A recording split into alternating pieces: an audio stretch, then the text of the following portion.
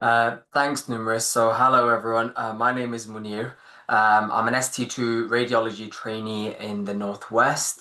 So today's talk is going to be, it was initially focused around the previous criteria for the portfolio, specifically how to evidence. Now, there are recent events that have happened approximately at 5 o'clock. A new scoring matrix for 2026 for the upcoming application was released, and then it was quickly taken off the website. Now, thankfully, one of the UK RST members managed to screenshot it and was able to share it with the group. Now, I want to emphasize that this is not the final scoring matrix to which you should be holding yourself accountable to when you apply. It's clearly been taken off the website for a specific reason. I suspect it's because it needs editing and changing, and then it will be finally published later. However, that doesn't mean that we should ignore it. We can still scrutinize it, interrogate it with a pinch of salt. So, today's talk, so we've already covered the basics of the portfolio in the last talk, and to be honest, the new changes aren't drastically different, and we'll talk about what's changed. So we'll cover the new criteria, we'll talk about how to evidence each of the criteria, and we'll leave some time for some questions at the end as well, because I'm sure there'll be plenty of questions. So just as a general timeline now, this lecture was initially designed for foundation doctors and I've adapted it over the years. But you are currently here at the start of the academic year. We're just past August and we're into mid-September now. You will apply on Oriel for ST1 radiology around October time. Your deadline for having all of your portfolio projects will be November. Now, the specific date in November is not yet released, and that will be released later. Now, that means all the research projects that you've got going on, the audits, the QIPs, the leadership, everything needs to be finished by November, i.e., you need to have completed it in its entirety. In around December and January, around Christmas time, you'll sit the MSRA exam, and then you'll have your interviews in February, March time, and then hopefully you'll get some offers in March, April time, and you'll start your new life as a radiology trainee, where the grass is almost definitely greener in August of next year. So this is a screenshot from a third-party website of last year's dates in written format. We're going to focus on the first part, which is the application period. That's what we're in now. So what happens in the application period? All of your portfolio projects must have been completed by the November deadline. Begin preparing evidence letters and getting them signed for February. So what I mean by that is your project has to be finished by November, but you don't have to have all your evidence ready until February. Now that doesn't mean you leave it until January the 31st and then you get it signed on the first day of February. Because remember, lots of consultants will go off sick, will go on annual leave, there'll be other things going on, and you'll be in a frantic scramble trying to get all your letters sorted. So now is the time where you start thinking about the projects you have finished and how are you going to evidence them. Draft the letters and start emailing the consultants early because they are very, very busy. Oriel application will commence around October time, and that's where you will do your self-assessment. You'll look at your portfolio and you'll decide what you think you should get using their new criteria, which we'll talk about shortly. You will need to start finding references for your Oriel application. Now, this doesn't necessarily form a part of your radiology application. It's a standard procedure on Oriel. Doesn't matter what you're applying to, which specialty. You'll need 3 consultant references. This can be anyone that you've worked with closely, an educational supervisor or clinical supervisor, and they essentially just have to verify you are who you are and that you are a person of relatively good standing. So self-assessment and verification, what do these things actually mean? The terms get thrown around all the time. So when you apply to radiology via Oriel, you will have to look at your portfolio and you will have to score your achievements on Oriel. This is using the new ABCDE model, which we'll look at in a moment, and you have to use your own professional judgment to give yourself the most accurate score. You can't just choose the highest score for every single domain and think that you'll get that score because assessors will look at that and say, hang on a minute, I think this person is trying to dishonestly get marks when they don't actually, they don't deserve these marks. And that could potentially flag some probity concerns. This unverified score that you've decided is later checked by a consultant panel against uploaded evidence. Uploading evidence in February is mandatory. If you don't do it, there is no extension of the deadline. Your application is withdrawn. Evidence must be submitted during the upload window. These dates are from last year. These are subject to change. And then the verification panel can adjust the scores either up or down. So even if you underscore yourself and they feel like you deserve a higher score, they will give it to you. If you disagree with the verified score, you can appeal it, of course, but you cannot submit any new evidence to support your appeal. And then your final rank will combine your verified self-assessment score with your interview score, and that will determine your overall placement for clinical radiology. That will determine where you go in the country. So this is what they said they do. And I've given this talk before when I gave the first talk. They said that they propose changes to the portfolio by reducing the domains from 7 down to 5. They would do this by merging teaching and training and formal teaching qualifications. These two separate domains, they said they would merge them. They said they would also remove prizes and awards. And then finally, they said that they would introduce a portfolio station at interview. Now, that's just something to bear in mind. They said that they would do these things, and they've already done the first 3 bullet points. I suspect that they might do the 4th one as well. Now, I just want to just briefly talk about what I've put in the red in the bottom right of the screen here. Based on a BMJ article written in 2016, which was about the interviews around 2016 and prior to that for clinical radiology, some of the things that they mentioned were reduced domains, a portfolio station. They also mentioned report critiquing stations in interviews. They mentioned image interpretation within the interview, and they mentioned audit and research critiquing stations within an interview. Now, the point I'm trying to make is we rely on patterns in medicine and radiology, and I think that we should look at these patterns very, very closely. They've done it before. They said they would do these things now. This introduction of a portfolio station is a common denominator, as is the reduced domains. And finally, I would be prepared for these should you get invited for an interview. I would be prepared for these abstract interview stations. But that's a side note. So don't panic. They did what they said they were going to do. So the domains have been reduced and there is a new categorization system.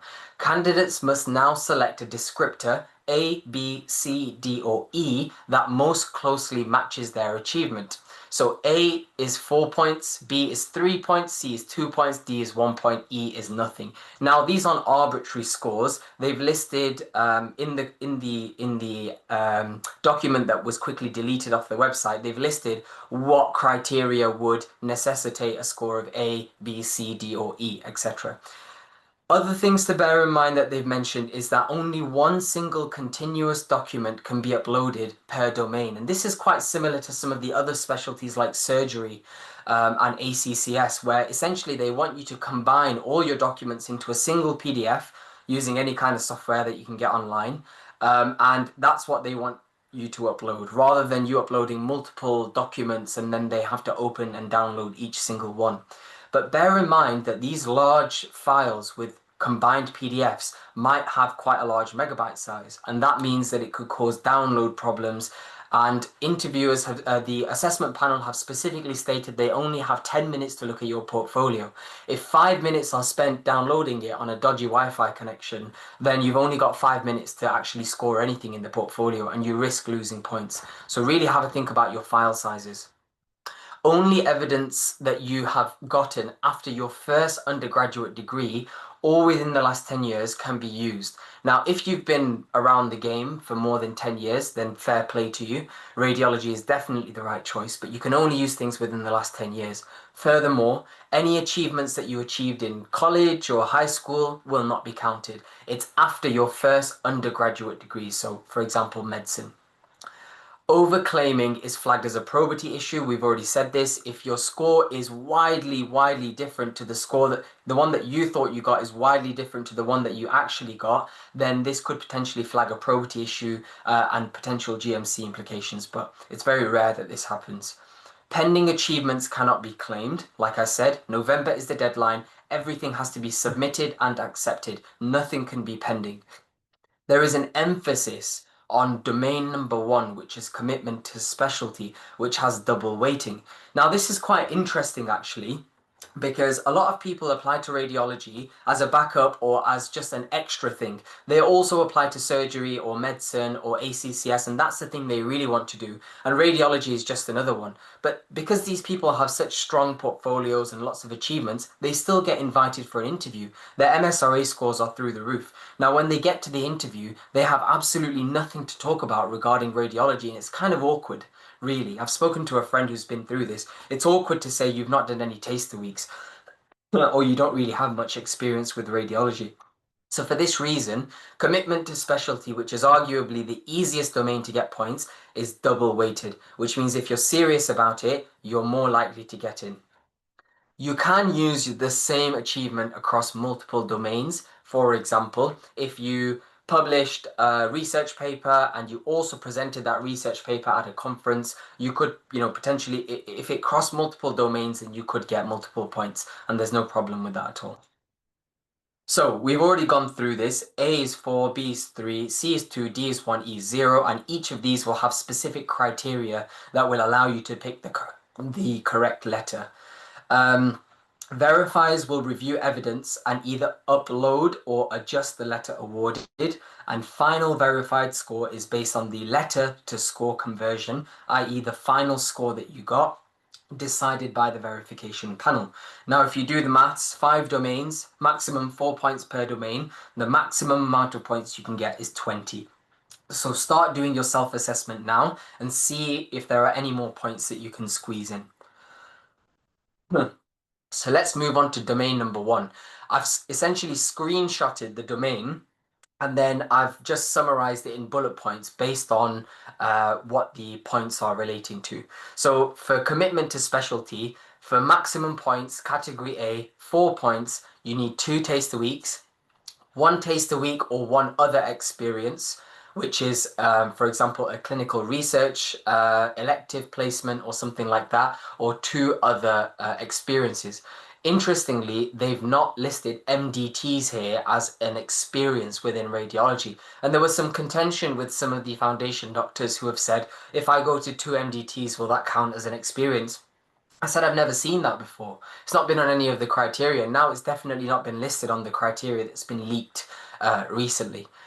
For category B, having 1 significant exposure to the work of a radiology department, so essentially it's half the amount of what you did for category A, that will get you 3 points. For category C, attended a radiology-based course for at least 1 day in length.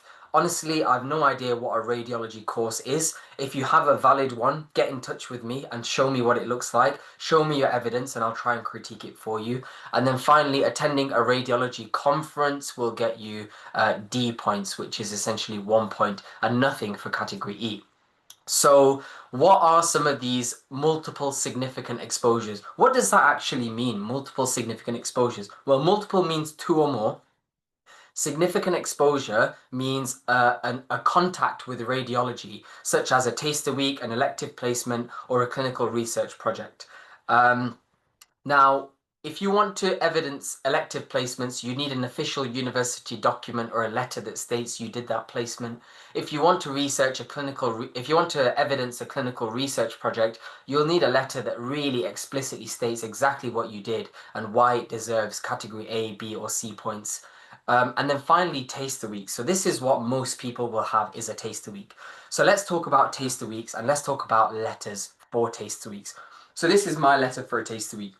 Now, you don't actually need to read my entire letter, and I've worded it in such a way that when assessors are reading my letter, they can just tick, tick, tick over the first few sentences and then move on to the next piece of evidence because I want them to get through my portfolio and still have some time left to see what else I've gotten up to. So the first thing I've highlighted here in the top right of the screen is letter-headed paper, and I emphasize this. Your letters need to have the NHS logo, your trust logo, and your trust address in the top right-hand side of the screen. That's how every single hospital letter is essentially written. All the ones that go to patients are written like that. That's how your evidence letter should be written as well. It's also dated for a date prior to the deadline of the portfolio deadline. I've put here two distinct and separate experiences. I've literally copied and pasted that from the scoring matrix.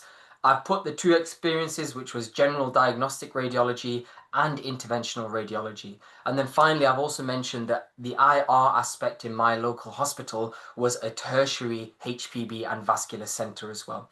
Now, if you want to have two distinct experiences, you should essentially have a diagnostic experience and a subspecialty experience, or a diagnostic experience in a DGH and one in a tertiary centre. That's because when you work in a DGH, you've got a very different workload and a very different patient demographic and demand compared to when you work in a tertiary centre. The MDTs are different, the patients are different, the cases are different, the way that the consultants' rotas are scheduled are very, very different. So these would classify as two distinct experiences. Furthermore, if you did a taste a week in interventional radiology versus diagnostic radiology, whether it's in a DGH or a tertiary centre, these are going to be very, very different workloads. Look at the consultant's timetable. How many sessions do they have doing ultrasound and intervention versus how many do they have for diagnostic work or for MDTs, etc. These will be very different within subspecialties, and these could potentially be two distinct experiences. The rest of the letter is essentially waffle. You don't really need it. But I still, the consultant's still written it and they've written about how great I was on the taster week. And then finally, it's been signed by the consultant with their GMC number and all of their qualifications, which are very impressive here as well. So, moving on to the next domain, and I will take questions at the end because I just want to power through this. Leadership and management. I will start by saying, do not worry if you do not have any points for leadership and management. This will be notoriously one of the lowest scoring domains across the board for all applicants, so you're not alone here.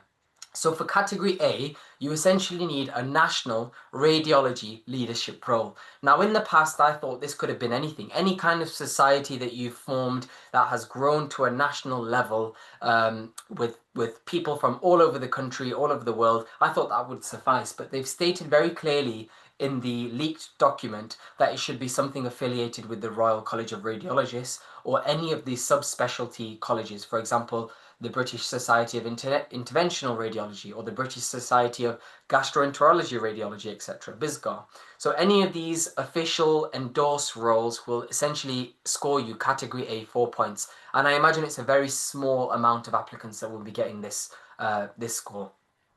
A lot of people will be getting score B, which is a national healthcare leadership role, which is not relating to radiology. An example of that would be if you were a national representative for the BMA or one of the other unions or associations. But a lot of people will probably be getting this one, a local radiology leadership role. And this can be an undergraduate or a postgraduate radiology society that you've set up, that you've led for 3 months, and you've essentially cultivated it into a growing society. And you can evidence that through a supervisor's letter, minutes of any meetings that you've had, any projects that you've undertaken with the society, etc. A lot of people will have done that at university. Some people are currently doing that while they're at foundation training as well. And this should score you a comfortable B category score. Category C, which is a national leadership role outside of healthcare. So this could be charity, scouts, a football association, anything. They've even mentioned things like arts, creative arts, charity work, etc. The list is endless. And as long as it's a real organization and not one that you've just made up, and you really have had a national contribution to leadership, then you can score category C here. Same applies for a local healthcare leadership role. So any of the junior doctor forums, junior doctor representatives, the year group representative, the mess representative, all of these roles that they offer to foundation doctors and essentially all junior doctors and SHOs, these can be counted as category C. Nice, easy money. And finally, local other leadership roles. So this is essentially anything that doesn't fit in any of the other criteria. For example, if you are a manager at your local charity shop, a manager at your local scouts or football association, etc., this should get you category D points. But category D is still better than nothing, isn't it? So this is an example letter of a leadership letter. So again, we're going to go through it systematically. Letter-headed paper. I can't emphasize that enough, guys. This is an official letter. It should have the logo and the address of the hospital from which it is being written in the top right-hand side of the screen. That's how we write letters. We've got the date written very clearly here, dated before the deadline. Obviously, this date is fabricated because, you know, this is a fabricated letter. I've put very clearly here that I've held a lead role within the Postgraduate Radiology Society. I've spoken about what my leadership involved, including organizing and coordinating speakers. And then I've essentially just explicitly copied and pasted shamelessly the criteria. Clearly meets the criteria for local level leadership role involving radiology. This does not leave any ambiguity in my letter, so that when the verifiers read this and they're a little bit unsure or they're a little bit confused, all they look at is the consultant's name and signature. Okay, this consultant has essentially verified that this doctor, based on what he's done, which might have been confusingly written, has met the criteria for local level leadership role. And that should rest them easy to give you the points there and sway them in the right direction. So, domain number 3, we're moving very quickly here, teaching and training. Now, if you remember, teaching and training was merged with formal teaching qualifications, and they've done it quite nicely here, and I think it actually favors quite a lot of people. So, if you have a postgraduate qualification, congratulations, you are going to get 4 points. Now, if you look closely, they've mentioned PG Cert as a postgraduate qualification that qualifies for 4 points, category A. That's fantastic. Before, PG Certs were worth a lot less points and now they're worth maximum points. So if you have a PG Cert, give yourself a pat on the back. Category B points is where a lot of people will probably be scoring this year. This is a national teaching program. Last year, this was maximum points. This was the highest category. Now, a national teaching program, they've outlined very clearly exactly what it needs to be to qualify for this. It needs to be at least 3 months long. It needs to have regular sessions throughout those 3 months. Now, you could do 1 session a month, and that's fine. You can do that, but your sessions should be relatively long and you should be prepared to write a little bit more in your letter about what your sessions entailed. Most people opt for 1 session every 2 weeks. Over 3 months, that's 6 regular sessions.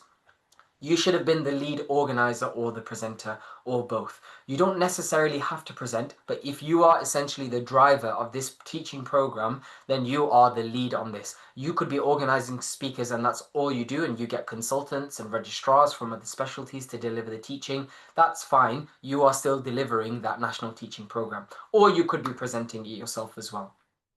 It needs to be open to all relevant learners within that area of demographics. For example, if you are teaching something from the MBCHB or the MBBS medical school curriculum, it needs to be open to all medical students. If you are teaching something for the MRCS curriculum, it needs to be open to all surgeons that are sitting MRCS, if that makes sense.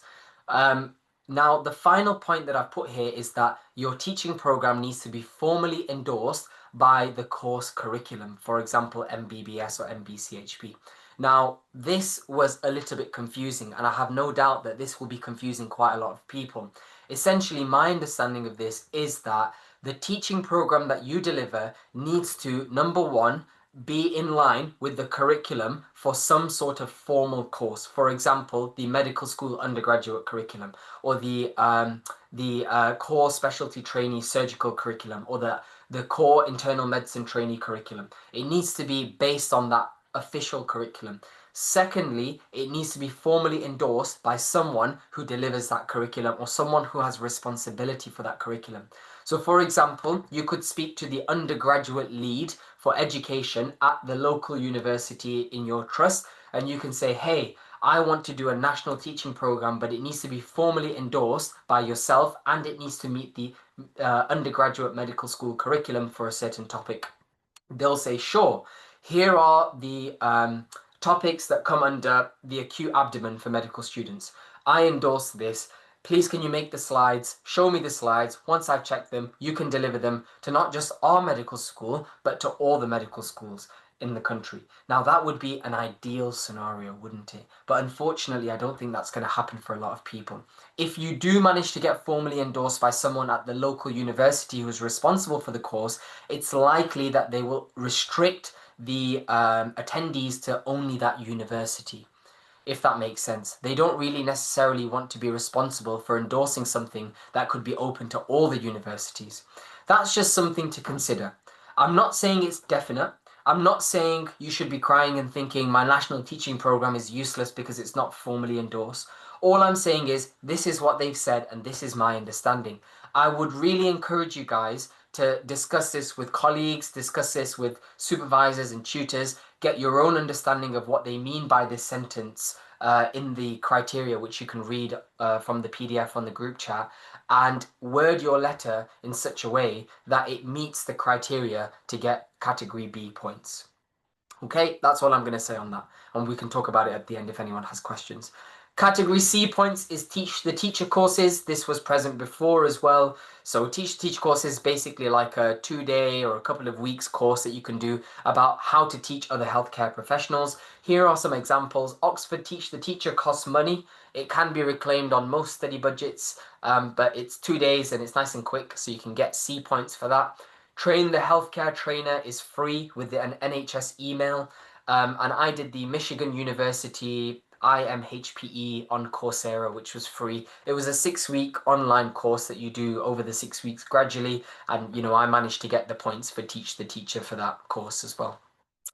In hindsight, I would have done something a little bit quicker because it took 6 weeks. And then finally, if you've done any kind of ad hoc regional teaching, any kind of trust-wide teaching that's not formally endorsed. So that's if you just decided to teach foundation doctors or just teach IMTs or CSTs, etc. That will get you category D points.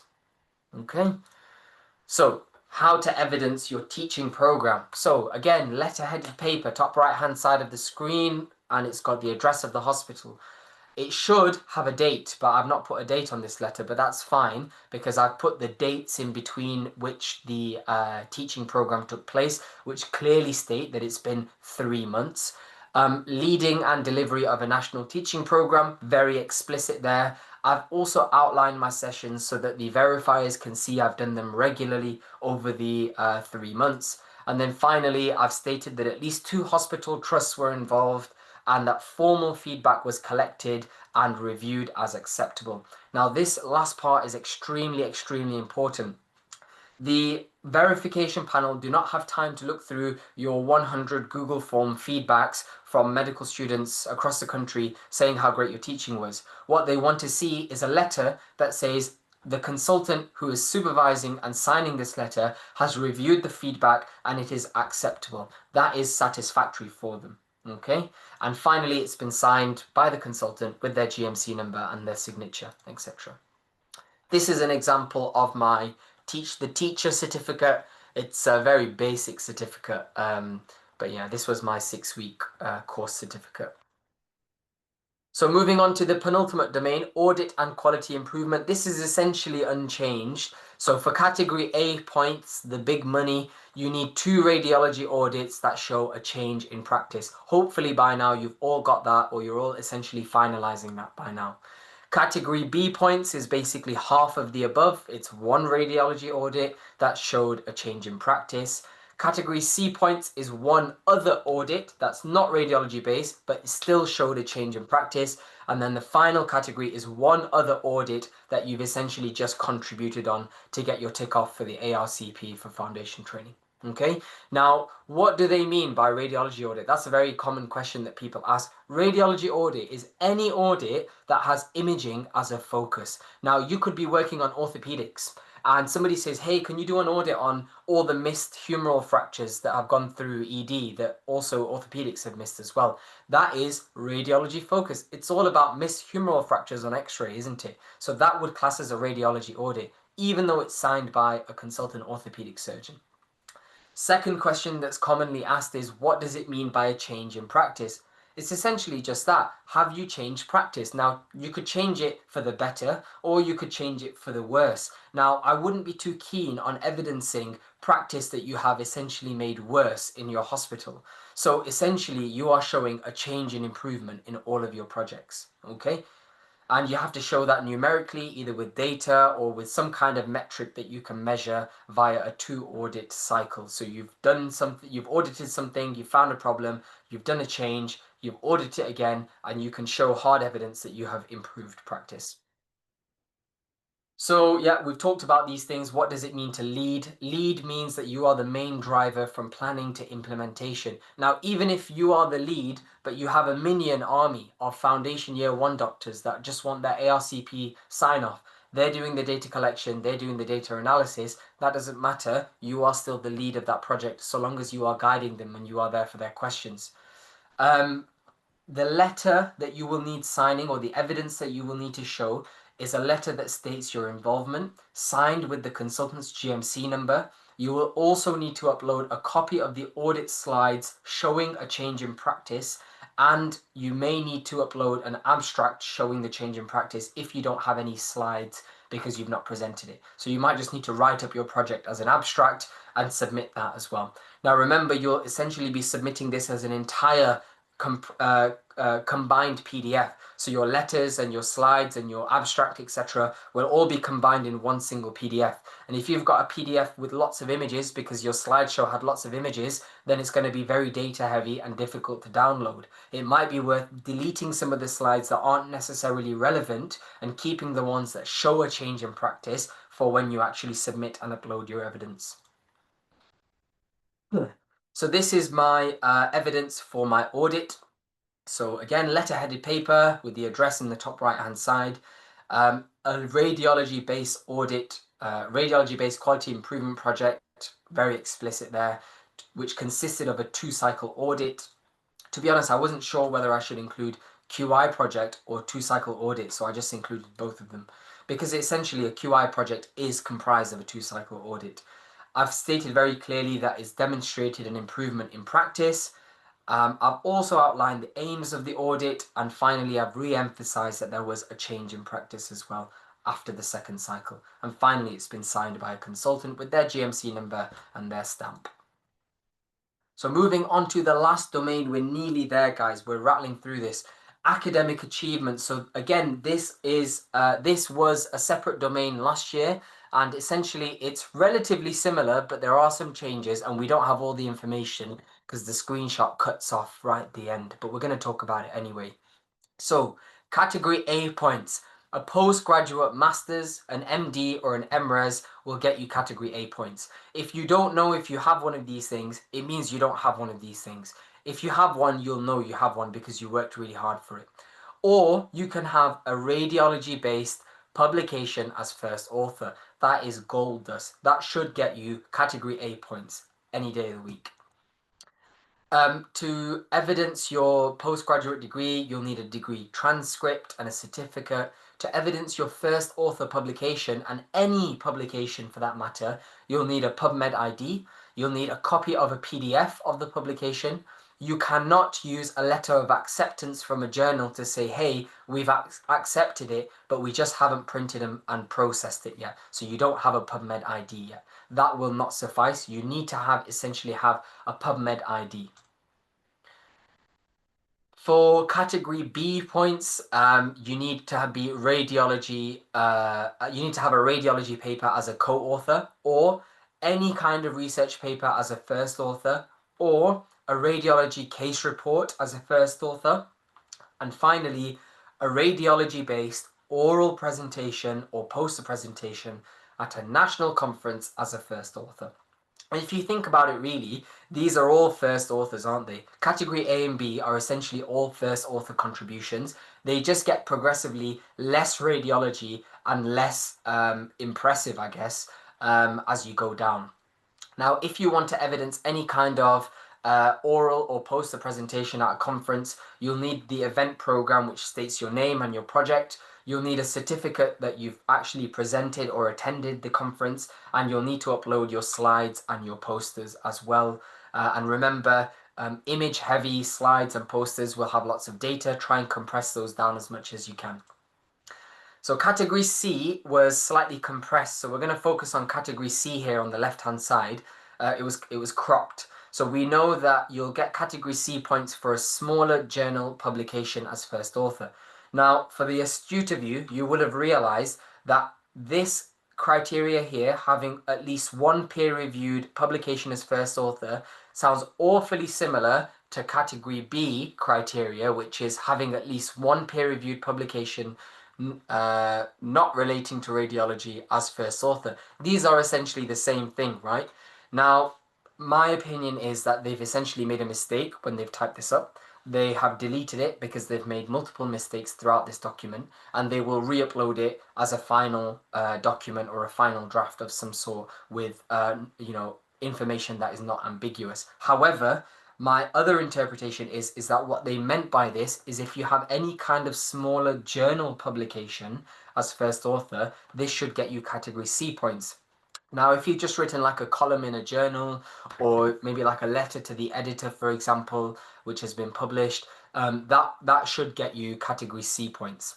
Now, the other one is having any kind of case report that's not relating to radiology as first author. That should get you category C points. And if this category C is anything else like the category C that was equivalent to last year, any kind of case report, any kind of oral or poster presentation at a national conference as first author should get you category C points. And then finally, category D is just speculative. Essentially, any kind of other oral or poster presentation that's not relating to radiology at a local or a regional level should get you category D points. But for these two final categories, please, I urge you to wait and monitor the website for official guidance. This is all purely speculation. I've just based this off what was on the scoring matrix last year.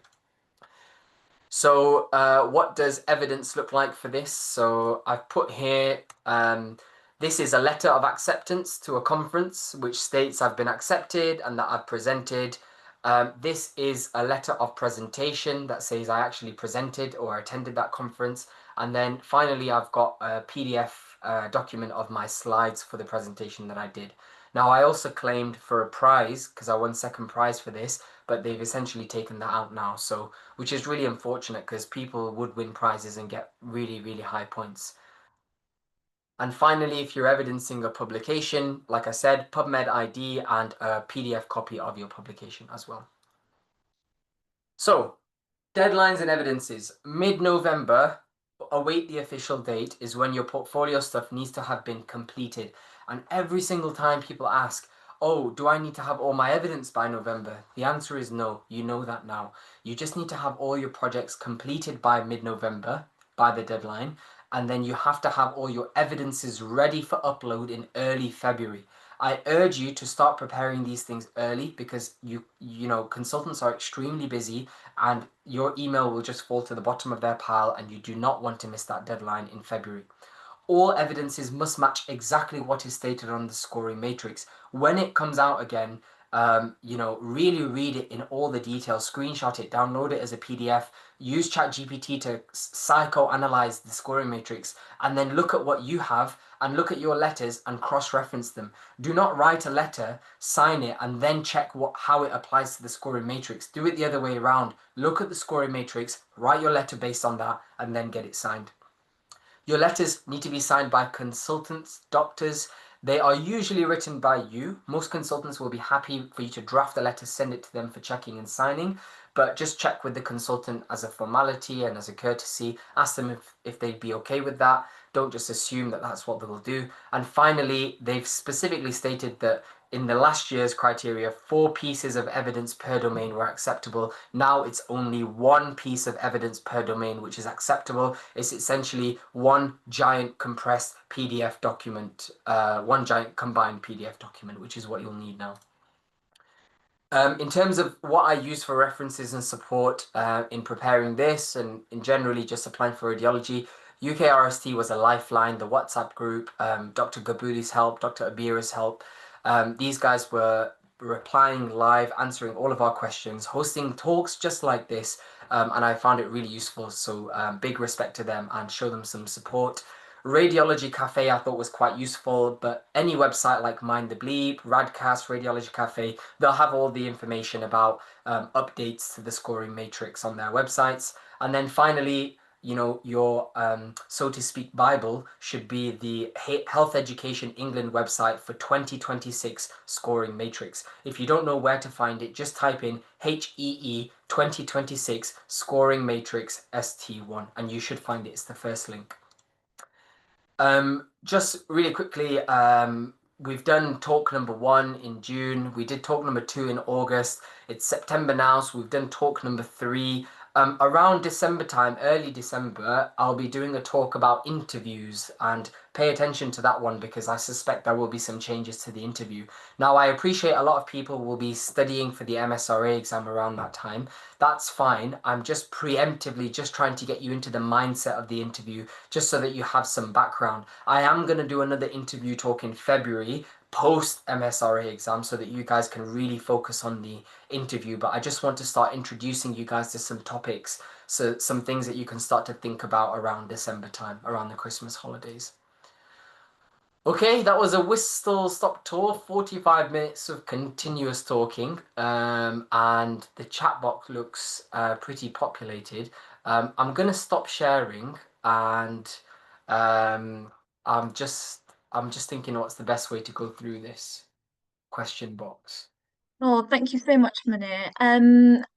I've got a few questions that were mentioned a bit earlier in the chat, which might have gotten buried, so I can read some of those out if that's okay. Yeah. So someone has asked, is doing one general taste a week in a DGH and one general taste a week in a tertiary count as maximum points?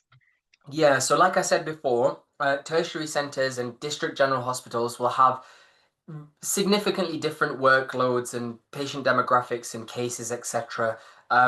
They've stated before that they count as two distinct experiences, and I imagine strongly that this will apply for the new scoring matrix as well because that domain hasn't changed at all. So yes, it will count. Okay, and one of the other questions was, um, does a single letter for two different taster weeks satisfy the requirements? We don't need two separate letters. Yeah, so most people will have a single letter for two separate taster weeks, but the letter needs to clearly state that specifically you have had two separate taster weeks experiences and what the separate experiences were. For example, 3 days in diagnostic radiology and 3 days in breast radiology, or 3 days in IR, for example. But it can be combined in the same letter. And one of the other questions from a bit further up in the chat was, what if someone has one audit that bought change and one's just one cycle on a separate topic? How many points would that be? So one audit that showed change. So you've Yeah, done two so cycles for that, I imagine, to show the change.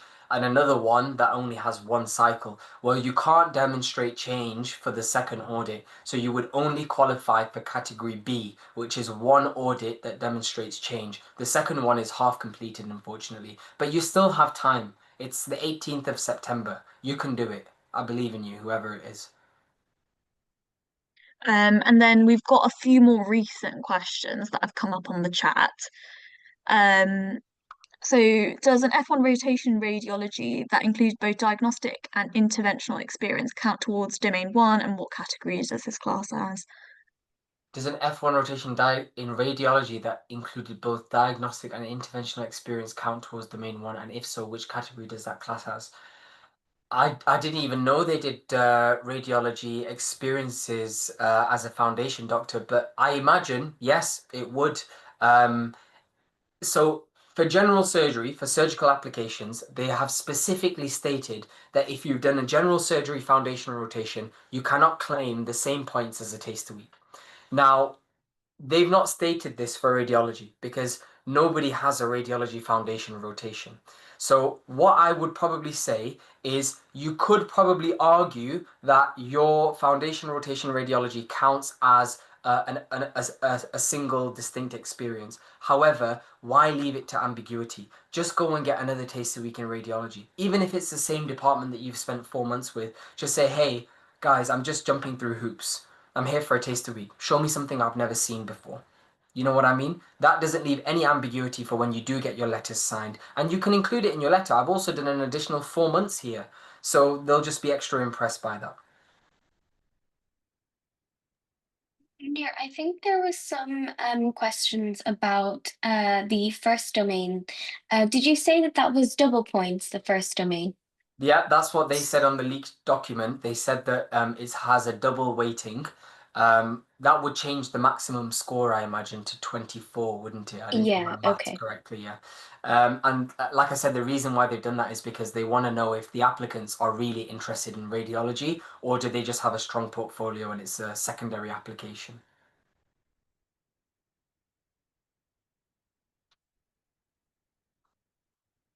Um, So I'll just read down from the question about foundation rotations. Any potential reason if the evidence letters were rejected? I'm not too sure what you mean there. Are we okay to show evidence for audits and leadership role from abroad as a UK graduate? So this question gets asked very commonly because a lot of people have had experiences abroad. I know people that have applied with achievements from abroad and they have been accepted. Now, the audit domain has specifically stated that they want a signature from a consultant with a GMC number. Now, if your consultant abroad has a GMC number, fantastic, get them to write it. If they don't, then I suspect that they may not accept that evidence there. Um, Example of a postgraduate qualification, PG Cert. PG stands for postgraduate, PG Dip. PG, I'm sure there's lots of other types of PGs. Would one taste a week and attending 2 days conference count towards maximum points? Um, Yes, it would. I can't remember how many days of the conference. Maybe it's one day that you need for a distinct experience. But the tasting week would be one of your experiences, and the conference would be your other experience. So that should count for maximum points. Does all the certificates should be dated before November? Yes, before the November deadline, um, which they'll release later. Does the audit letter need to say resulted in a change in practice? Yes, or e.g. introduction of a new ultrasound service. It just needs to say resulted in a change in practice. If you want to then write you've made a new ultrasound service, fantastic, but it needs to essentially say explicitly or imply that there's been a change in practice. On the letters, is it mandatory for a consultant's GMC number? So we only know that it's mandatory for the audit letter. For everything else, they've not stated. But for everything else, I would use the rule that yes, you need a consultant's GMC number. It's no bother. You can just ask them to, just write the GMC number, or you can write it yourself and get their permission and put a signature, get them to re-sign it. Regarding the audit evidence, will certificate from the audit department with the consultant name and GMC number is enough, or a letter from the consultant with a signature is a must? The letter from a consultant with a signature is a must, unless your certificate states that you've done a 2-cycle audit which resulted in a change in practice, which is a lot of words for a certificate. Usually it just says congratulations and then your name. So a letter would probably be better in that instance. If I worked as a teaching assistant in Faculty of Medicine Pharmacy, will it be counted toward as a national or local teaching experience? That's a very good question. Again, I'm really not sure here. It's a very niche achievement. If you can get a letter signed that says you've essentially delivered structured teaching as per the undergraduate medicine/pharmacy curriculum that was open to all pharmacy students within a prescribed area, like within the Northwest or within Leeds or within Manchester, then yes, it would count. Can IMG outside UK without UK experience apply this year? Um, if you meet the long listing criteria, yes. So the long listing criteria is like having a GMC number, having a clean criminal background check and stuff, and like having a medical degree. If you meet those criteria, I think yes. I don't think there's any restrictions on IMGs applying this year. Scoring matrix is still here, thanks. Still wonder about the question regarding maximum points. Hi, I've submitted for publication. My consultant has told me that it might be a bit late for it to be published around December. Can I still include it? I'm really sorry, you can't include it. If it's not been published, you can't include it. Sometimes what journals will do is once they've accepted it, they will say it's in print or it's in the press, but you get a PubMed ID or a DOI code. That will suffice. You can just upload that, add a copy of your manuscript. But if you don't have that information because the journal still hasn't accepted it and they're still reviewing it, then unfortunately you can't use it. Does all the certificates should be, again, same question. Do I need to have a certificate for poster presentation? No. You need to have, if you've been accepted to a conference for a poster, you need to have the program which states your name and that you've got a poster on the wall somewhere. And you need to have actually attended the conference, and they usually give you a certificate for that as well. I was involved as first author in study of fibroadenoma and radiological criteria and incidence of malignancy. Will it be counted as a radiology related? Yes, it's a radiological criteria. It says GMC number or national equivalent number. Sorry, my question was related to audits. Oh, right. It says GMC number or national equivalent number. Thank you, Zarak, for the clarification. Somebody just check the PDF document. Just double check it, do your due diligence. If it says national equivalent number, then any kind of international GMC equivalent will be fine. Sorry to the person before who I said it wouldn't be counted. For a leadership role in a society at medical school, what evidence would be acceptable to submit? So a letter from the chairman of the society that states you did the leadership role within the society, what your role was, and yeah, if the chairman is now very old because you went to medical school a very long time ago, that might be a very difficult situation. But I'm sure you could get them to sign a letter for you or something along those lines. Or maybe you can you could reach out to the university as an alumni and get them to countersign the letter.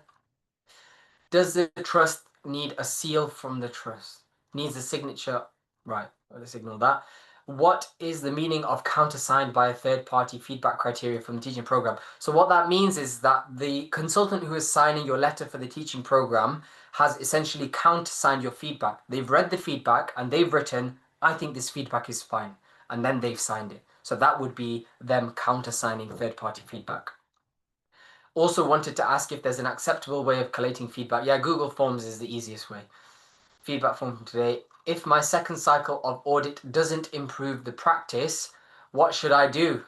Well, that's a shame really, isn't it? But I guess repeat the audit with another intervention, do a third cycle, and then try and get the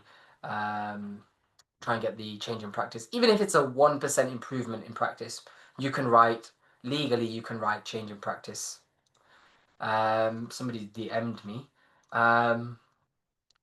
Please postgraduate qualification example. Thank you, Aditi. What does it mean, contemporaneous feedback collated? It means that you've got feedback from all the participants in your teaching program. Okay, yeah, that's all the questions, and probably round it off there at 9 o'clock as well. So.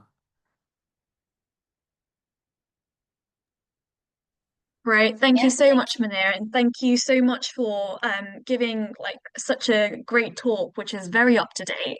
So thank you for all of your hard work. Um, so I think we will end the meeting here. So thank you everyone for coming. I'll just put another link to the feedback form from today. So we'd be very grateful, and Munir would be as well, if you'd be able to fill that out. Cool. Thank you, everyone. Yeah. Could I just ask also that people don't DM me on WhatsApp asking about specific questions? If you have questions, put it on the UKRST. If I can check the group chat, then I'll reply to it on there. Okay. Thank you very much, everyone.